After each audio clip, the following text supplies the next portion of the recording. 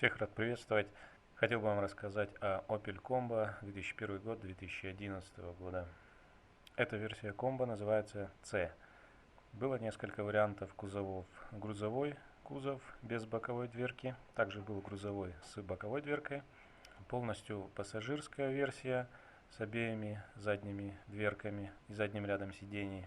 Салон автомобиля довольно аккуратный, передняя панель собрана добротно, не имеет никаких скрипов и каких-то визуальных недостатков.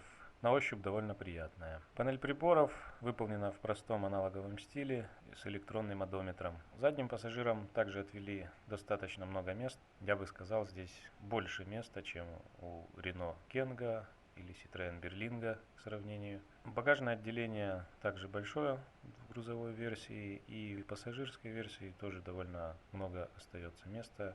При надобности сиденья можно сложить, и получается ровный пол, практически такой, как в грузовом варианте. Что касается кузовов, оцинкованные, они не ржавеют, достаточно хорошо защищены. Также агрессивные места на крыльях защищены пластиковым накладкой, что также повышает сопротивляемость коррозии. Подвеска автомобиля простая, спереди Макферсон, сзади балка с пружинами.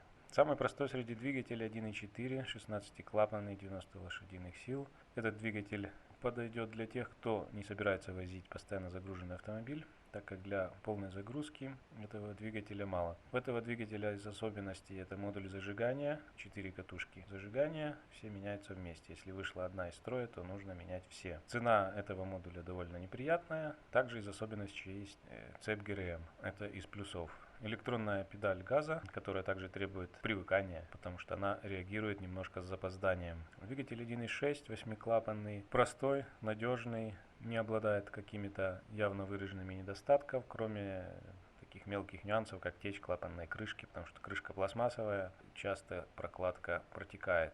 1.3 CDTI. Двигатель разработки компании Fiat, такой как ставится на Fiat Doblo и ряде других. Имеет 70 лошадиных сил и 16 клапанов.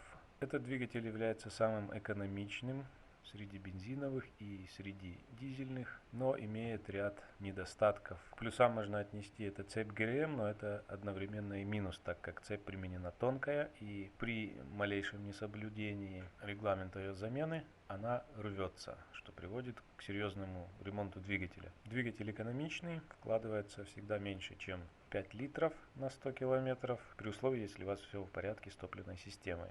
Очень требовательный к топливу. Покупая такой двигатель, вы должны понимать, что его придется заправлять качественным топливом, так как здесь применена система Common Rail. И если заправлять некачественным топливом, то эта система очень быстро начнет требовать денег. Этот двигатель довольно мощный для своего объема, но чтобы он работал и максимально отдавал свою мощность, его необходимо раскручивать. Если особенно автомобиль грузить, то двигатель постоянно работает на пределе. Часто у него бывают сбои электроники, связанной с впрыском топлива. И еще здесь из необычного это двухмассовый демпферный маховик сцепления, который необходимо менять. И цена его тоже весьма неприятная. То есть двигатель экономичный, но хлопотный. Самый хлопотный двигатель. Следующий двигатель, к сравнению, самый надежный. Это 1.7 DI. Этот двигатель разработки компании Isuzu. Это турбодизель. Версия от DI означает наличие турбины и больше ничего. Здесь применен обычный топливный насос высокого давления, то есть здесь традиционный впрыск.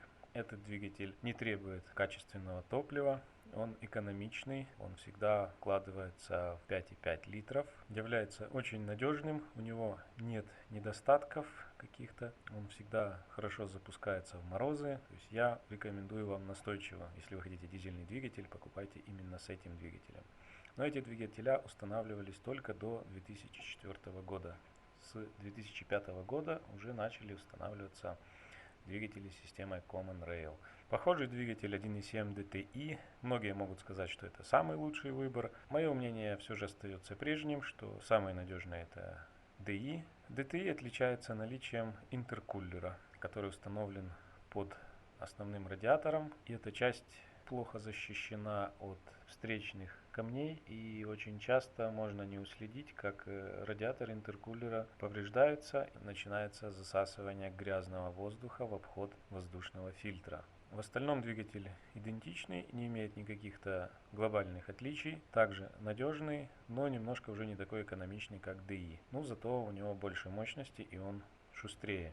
Самый мощный среди дизельных двигателей это 1.7 CDTI. Этот самый мощный, 100 лошадиных сил, 16-клапанный, но тоже очень хлопотный двигатель. На нем применена система Common Rail с электронными форсунками, с электронной педалью газа, системой нейтрализации отработанных газов, с турбиной, с изменяемой геометрией и множеством датчиков, что в совокупности не добавляет надежности. Требовательный к топливу, у него есть недостатки. Блок управления двигателя, который расположен наверху двигателя. Бывают случаи, что выходит плата этого блока. Начинают подгорать контакты, и из-за этого либо двигатель вообще отказывается запускаться, либо работает с неясными перебоями, и причину установить далеко не каждому удается. От некачественного топлива забивается клапан EGR, также забивается сажевый фильтр, и еще здесь применен двухмассовый маховик, так же как в 1.3 CDTI, и цена у которого тоже неприятная. В целом по автомобилю у него прекрасный кузов, оцинкованный, места агрессивного воздействия среды защищены дополнительными пластмассовыми накладками.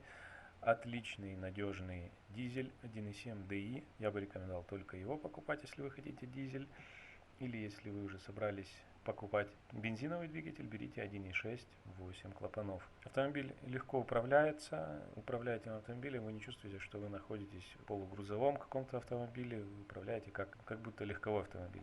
И достаточно в автомобиле высокий клиренс. Среди минусов у этих автомобилей применен электроусилитель руля. Из-за технологической недоработки конструкции рулевая рейка автомобиля почти у каждого стучит, так как разбиваются направляющие в рулевой рейке. Эти втулки можно менять, но они через время снова начинают стучать. Втулки эти стоят недорого, но сам процесс их замены довольно неприятный и неудобный. Жесткая подвеска в автомобиле, со временем мутнеют фары и ненадежные двигатели CDTI, которые я вам крайне рекомендую избегать. Еще в двигателях CDTI есть недостаток. При движении в морозную погоду, стоя в пробке, двигатель не успевает нагреваться, и у вас плохо работает из-за этого печка. То есть на холостых оборотах при морозе двигатель, что 1.3, что 1.7 CDTI, они не греются, они холодные, эти двигатели.